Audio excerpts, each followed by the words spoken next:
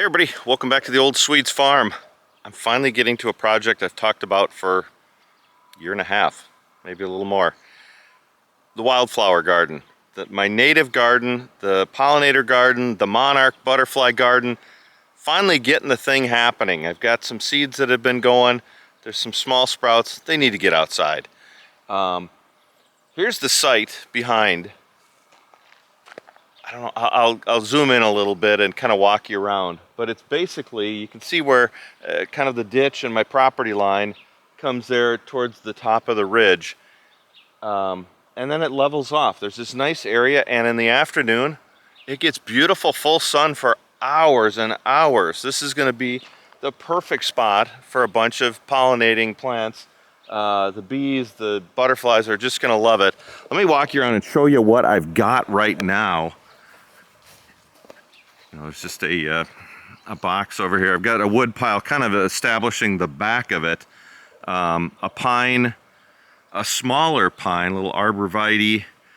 But this whole area, I'm trying to establish a wind block as well. So that's what the pines are doing here. I'm not going to add any more pine. But a little spruce that we got in my rototiller's hiding back there. I'm going to rototill this whole area. And I've got this cute little, I think that's a Norway pine that I brought from a friend's cabin in northern Wisconsin. So this whole area is just weeds and junk, and there's some poison ivy mixed in.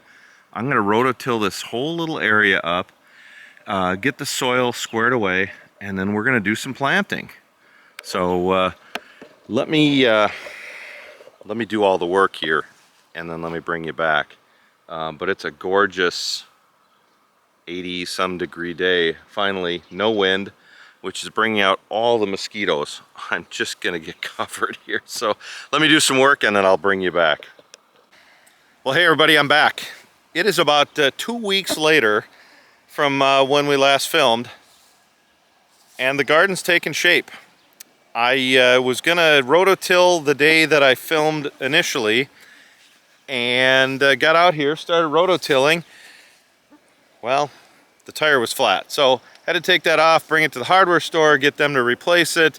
Bad tire, yada yada yada. Anyways, I got out and rototilled this, got the soil all prepared, got over the past couple weeks I've been planting stuff that I've had planted. What I found was I had a bad germination rate on some of these native seeds, so I was batting about 50-50, so it wasn't good. So I've been watering and taking care of it. Let me show you what I got. I'm gonna get out of the frame so I can show you what I've got. But I've got about a, I don't know, 30-foot by 20-foot area. The rototilling did wonders. It's an area, as you can see, I'm right at my property edge, right by the road. So everybody's gonna be able to enjoy this once it starts blooming. But there's room for expansion. So let me bring you up here. Now this is a place that I've been working on in the past. I'm trying to build a bit of a, you can see the house through the trees, but I'm trying to build a wind block. This is northwest of our house and where we get our big winter winds. So I've introduced a couple of a cedar, an arborvitae. There's a cute little tree here.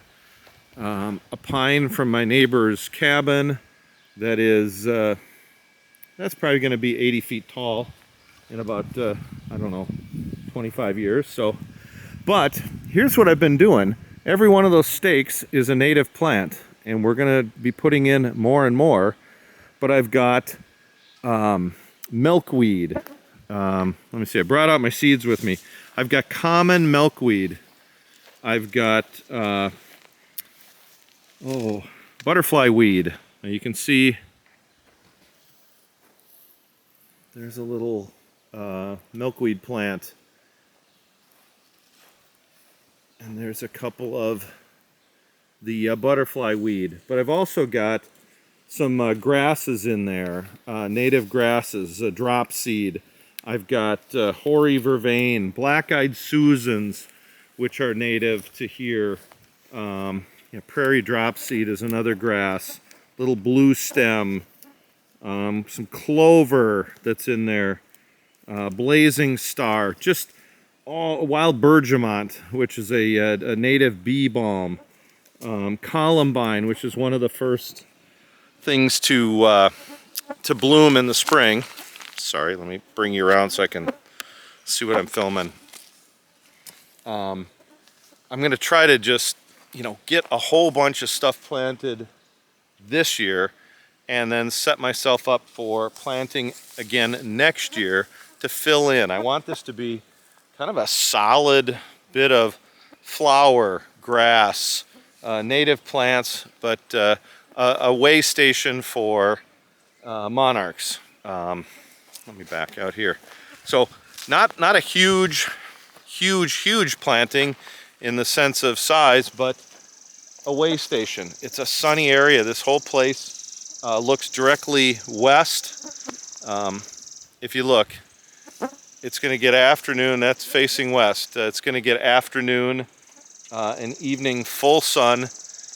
It's wide open to everything. So monarchs coming through are going to be able to see that. But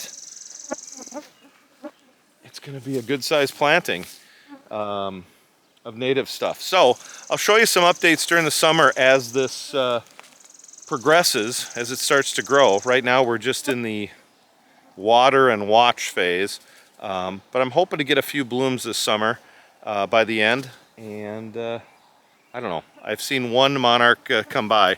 Right now we're also in the gnat mode. There are gnats out here. If you can't see them, they're everywhere. They're on the lens. Sorry about that. Anyways, hey, if you've got a native planting, I'd love to hear about it. I'd love to see some photos of it or see a video of it. But there's our little native planting in the works. Check it out. Also, if you're on Facebook, check out Milkweed For Monarchs project. It's a private group, but you can apply, jump in there and click to apply, and we'll let you into the group. It's kind of fun. See what everybody's doing around the country. All right, everybody. Thanks for watching. Appreciate the support for the Milkweed For Monarchs project. Take care.